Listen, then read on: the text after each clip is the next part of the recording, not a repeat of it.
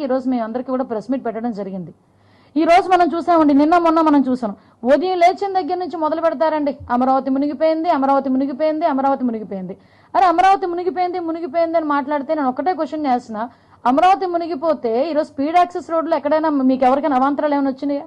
ఈ రోజు మీరందరూ కూడా బళ్ళు మీదో కార్ల మీద ఏదో రకంగా ఇక్కడికి వచ్చుంటారు కదా, ఎక్కడైనా రహదారులు ఏమైనా అడ్డుకున్నాయా? ఎక్కడైనా రోడ్లు కొట్టుకుపోయినాయా? మీరు చెప్పండి. ఎన్నిసార్లు అమరావతిని ముంచేస్తారు మీరు? అమరావతి మునిగిందా? అమరావతి మునిగింది నిజమే అన్నారు మంత్రి నారాయణ. కొండవీటి వాగు పోయే దగ్గర ఈ యొక్క వెస్ట్ బైపాస్ రోడ్డు మీద ఒక 210 మీటర్ల పొడవులో ఒక బ్రిడ్జి కట్టారు.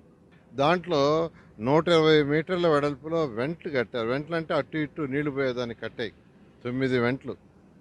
అయితే పని చేస్తూ ఉండారు కాబట్టి ఆ వెంట్ల దగ్గర పూర్తిగా మట్టి బ్లాక్ అయిపోయింది. ఆ యొక్క బ్రిడ్జి కింద 24 అడుగులు వాటర్ పోయేటట్టుగా ఫ్లో ఉండాలి, 24 అడుగులు లోతుకు ఉండాలి. 24 అడుగులు మట్టితో బూడుకోపోయింది. మట్టితో బూడుకోపోవటం వల్ల పైనుంచి వచ్చే కొండవాగు యాక్చువల్గా అటు నుంచి పోలేక అది రివర్స్ కొట్టింది. ఏదైతే రోడ్డు ఉందో వెస్టర్న్ బైపాస్ రోడ్డు ఒక 50 మీటర్లు కట్ చేసేయండి, వాటర్ ఫ్లో పోతుందని చెప్పాను.